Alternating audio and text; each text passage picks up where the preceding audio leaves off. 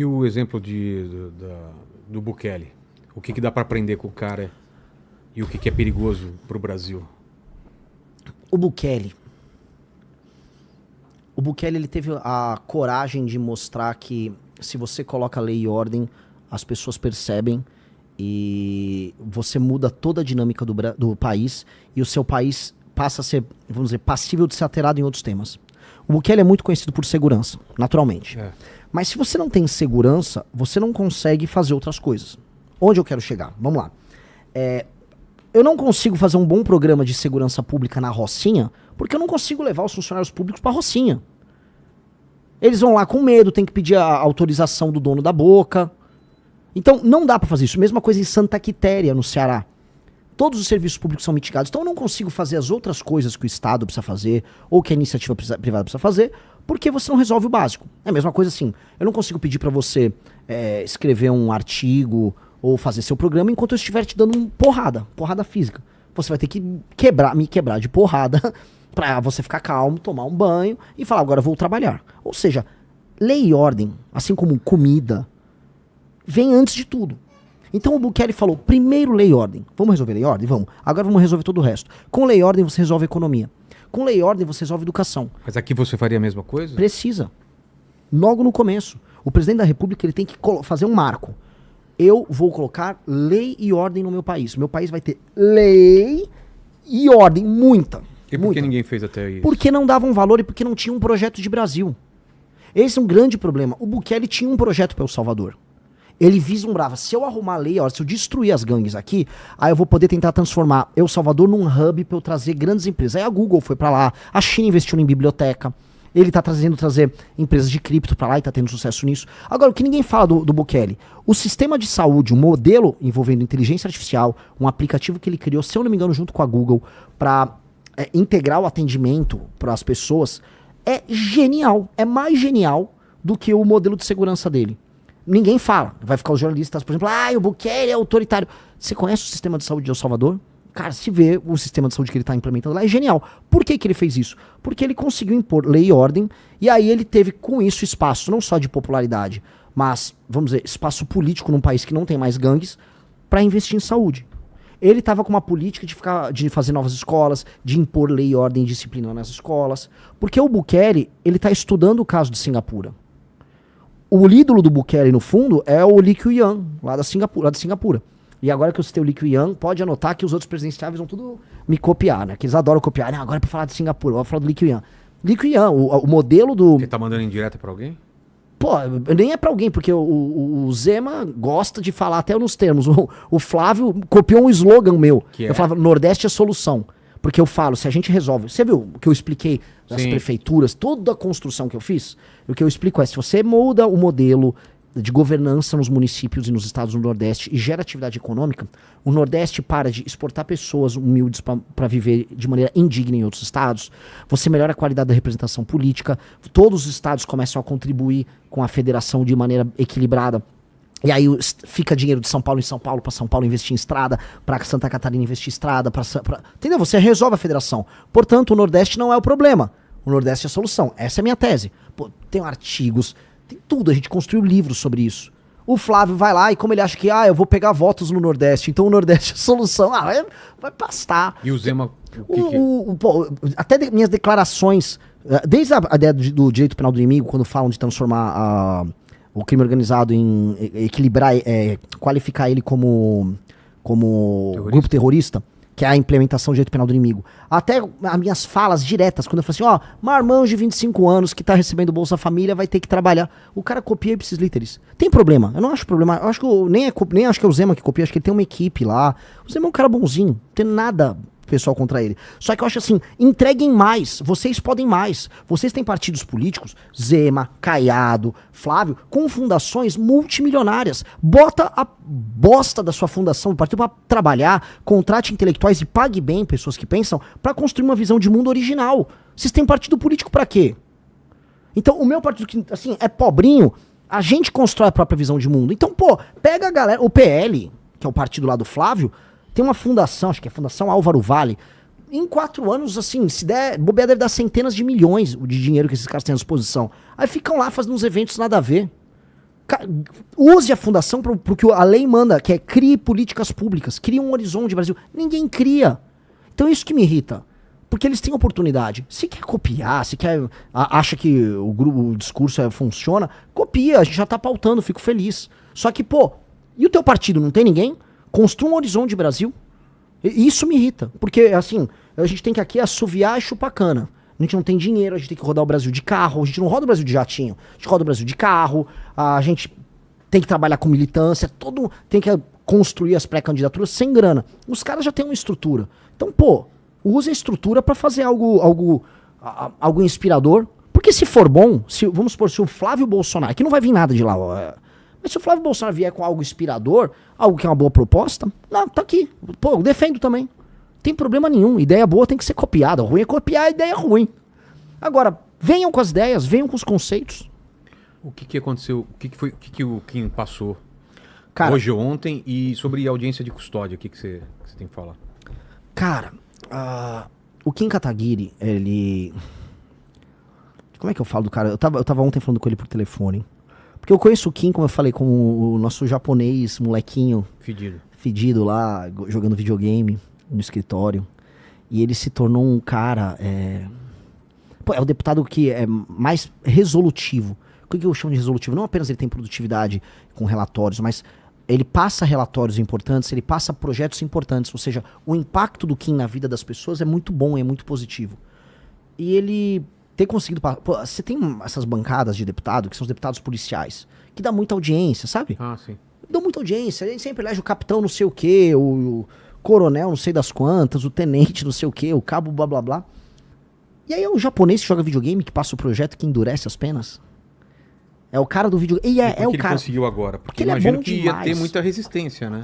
No governo Lula. Imagina você passar um projeto Então, de segurança pública aumentando pena no governo Lula. É de olho na eleição, você acha? O governo Lula, obviamente, não gostaria de passar um projeto desses. Só que de olho na eleição, ele é obrigado a sancionar o projeto. Porque senão ia colar nele. Senão ia dar ruim. Ia falar, pô, você tá até no ano eleitoral defendendo o bandido? Mas o Lula vetou, inclusive, um trecho do projeto do Kim.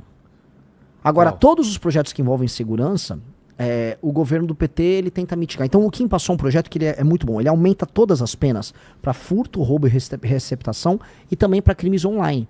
Até porque boa parte dos crimes do Brasil são cometidos na internet. Golpe contra idoso, o escândalo do INSS, em grande medida, é um grande esquema de golpe contra idoso. E você não tinha tipos penais que pegassem isso. Então, o que o Kim fez? Sabendo que ia haver uma sabotagem do Centrão, sabendo que haveria, vamos dizer, sabotagem de políticos à esquerda, ele conseguiu um projeto que aumentasse as penas por furto e roubo. Então, você aumenta a pena por furto e roubo, se for celular é agravante, se for a mão armada é agravante. Por quê? Aí entra a inteligência. Porque a maior parte dos assaltos são assaltos de celular no Brasil. As pessoas roubam carro, roubam casa, roubam carteira, mas o principal é o celular. Foi criada toda uma indústria para roubar celular aqui. Aqui você tem uma indústria. No centro de São Paulo, você tem, por exemplo, a máfia dos nigerianos que recebem esses celulares e aí vão mandar. Tem muita gente que vai falar, pô, hoje é verdade, eu já vi meu celular, depois o cara tem um iPhone, eu vi que ele tava lá, sei lá, na Nigéria, sabe? Por quê? Porque isso acontece. Outros vão pro Paraguai. Então você construiu uma indústria. O menino que rouba o celular, ele já tá com aquele celular vendido. Ele já sabe para onde o celular vai. Então, esta lógica, que é por isso que o que inclui a receptação, essa lógica envolve um mercado sobre celulares. E isso ele ajudou a quebrar, porque agora que a pessoa é pega, o cara roubou um celular à mão armada, que é a maior parte dos casos de assalto no Brasil, que é o que mais aflige os brasileiros com segurança, esse cara vai preso. O policial não vai se sentir um inútil pegando o cara, levando pra delegacia e o delegado soltando. Porque, roubo à mão armada, com algum grau de violência, de um celular. O cara vai preso. Então, teve muita inteligência, teve um trabalho, teve perseverança, teve encheção de saco. Ele ficou enchendo o saco do Alcolumbre, ele ficou ligando pra senadores, ficou pressionando, e aí até que o Alcolumbre botou pra pautar no Senado e passou. Tinha passado já na Câmara, aí pautou, e aí foi pra sanção do Lula. Aí o que o Lula fez? Ele tirou um dos elementos, que aumentava também pena, mas ele sancionou. Aí ele sancionou e correu. Lula agora aumenta penas. Ele não aumentou, o PT não contribuiu em absolutamente nada pro projeto. E a Globo, inclusive, tirou o Kim. Ela falou, não, o governo aprova a lei. O governo não aprovou nada. O PT ficou tentando mitigar o projeto na Câmara e no Senado. O Lula que agora quer tentar tirar uma lasquinha desse assunto. Então, Pouco importa, assim, as pessoas que importam, elas sabem que é o projeto do Kim, a autoria do projeto do Kim. E esse cara é sensacional, cara. Esse cara tinha que ser multiplicado. Né? Por que todo policial, todo especialista em segurança pública vem aqui e reclama da audiência de custódia? Porque é um desses elementos, vamos dizer, mitigadores da aplicação da pena. Aí o cara leva, aí você tem audiência de custódia, você vai pegar um juiz que vai ser leniente, que não vai fazer a aplicação imediata da pena de prisão. Muitos falam, não, solta por esse motivo ou outro. E aí isso faz com que muitas pessoas que são reincidentes retornem pra rua e continuem cometendo crime. E aí você vai perpetuando um ciclo de impunidade. A gente precisa entender, assim, as pessoas que estão assistindo, a maior parte das pessoas que cometem crimes cometem de maneira reincidente. Não é que é aleatório. O Renan saiu, hoje eu vou roubar um celular. Não, são as mesmas pessoas. Você tem que entender, são as mesmas pessoas. E é isso, assim, Vilela, eu te falo. O cara é reincidente. Porque pra você ser bom em tudo na vida, você faz repetição. Você tá, acho que você tá no seu podcast mais de 2.000, 1835, né? Fora os especiais, dá mais de 2.000 episódios. Então você tem mais de 2.000 episódios. Então você ficou bom. É repetição. É repetição. Um ladrão também é repetição. Tá me comparando a um criminoso que rouba celular. Você entendeu, né, Aline? Aos pouquinhos foi chegando, que rouba né? celular é tão bom quanto eu, porque pela repetição, assim como eu faço muito podcast, ele rouba muito celular. Entendi, Renan. Por isso que o Lenny já vai me punir no final. Exato. Já peguei mas mais eu entendi. O cara... Você vai ver a ficha do cara, o cara já foi preso ou foi pego, sei lá, 20, 30 vezes. Isso porque foi pego em algumas vezes, né? Exato. E aí tenta imaginar o policial que correu atrás dele, que pegou o cara, que tá na rua, correndo ele próprio risco de vida, que depois, se ele mata o cara, não tem uma assistência jurídica por parte da polícia, que vai responder um processo, que vai ter um promotor, às vezes um canalha de um promotor, querendo prender o policial, falando, teve excesso de força. Aí esse cara, tudo passando na cabeça dele, enquanto ele ganha um salário porcaria, pra ele pegar aquele vagabundo e saber que o vagabundo vai ser solto logo em seguida. E ele ainda vai tomar um chá de cadeira na delegacia. Então, se você for pegar todo o ciclo da experiência do policial no enfrentamento ao crime, o policial, pra topar ser um policial num cenário desse, o cara, ou ele é um herói, ou ele é muito louco. E eu acho que na maior parte dos casos ele é um herói. Porque o cara, pra manter a fé na farda, sabendo que tem todo esse sistema construído pra isso, é muito errado. Então, assim...